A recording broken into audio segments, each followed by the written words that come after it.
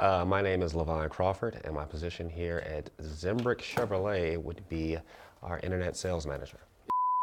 Well, right now I think we're at the turn for electric vehicles. We definitely have a huge market, huge interest in those vehicles. Obviously, people want to go away from the conventional setup for vehicles, things that are going to be a little bit more efficient for Mother Earth. We're definitely at that technology peak that we've been waiting for years, which is interesting. It's a very, very, very interesting market that's out there right now. Well, you have a couple different customers that are coming in. Customers that want to get away from, the fuel efficiency that they're getting in their cars. They want to maximize that efficiency. You have, people that kids are out of home that are now looking at those things. So the market itself is it's turning. It's turning to be more financially, efficient for the consumer itself. Different interest level from different people. An older audience is going to say, hey, this is a lot of technology, this is pretty interesting, but are a little bit fearful of, necessarily going over and stepping into that boundary yet. The younger generation of millennials that we hit now are all excited about it. This is what the environment that they've grown up in, this is what they know. So technology ever advancing as it is, and as fast as it is definitely something that intrigues them very much. So you have those two different dynamics that come in, customers that we see. Your average consumer they do a lot of research online to get those questions answered. How is my energy cost going to go up in my home? Where am I going to charge this vehicle is usually a big question you get. For us, in our setup with the Volt, you have a concept, the best of both worlds in a sense.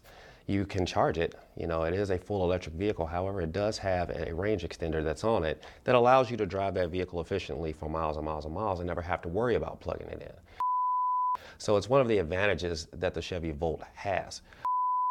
But your average consumer, like I said, is going to go and they're going to do their research. They're going to find out ways to charge this vehicle efficiently that's going to help save them money.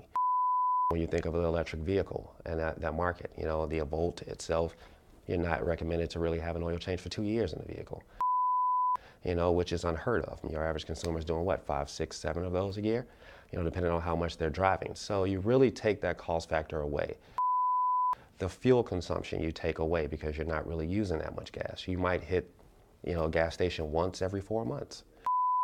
Those things are being thought about way before they hit the dealership level of things to even come test drive the vehicle. Well, the first thing I typically do is I want to find out who their electric company is. MG&E has a huge pilot program that's out there right now that's set up for 240 volt chargers to be placed in a home for an increase in your electric bill for a small fraction for a 5-year program.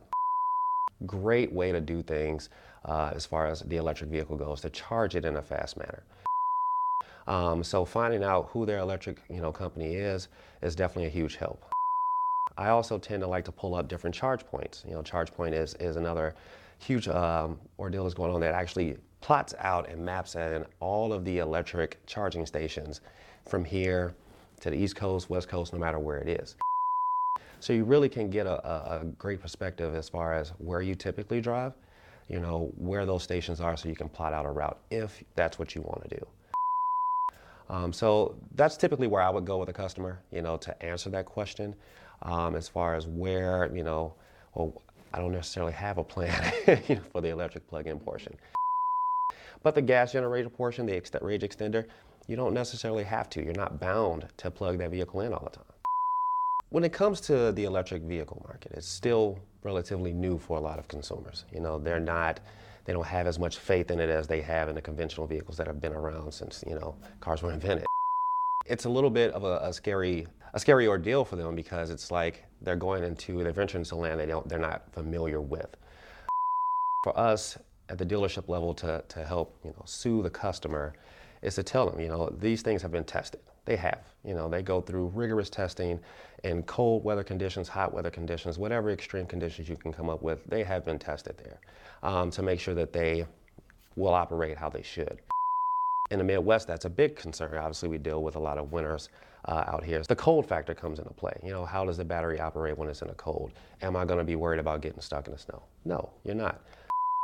Those things, the heating and cooling pack around the battery helps keep that battery optimized at its optimal condition at any point in time, whether it's too hot, too cold. So that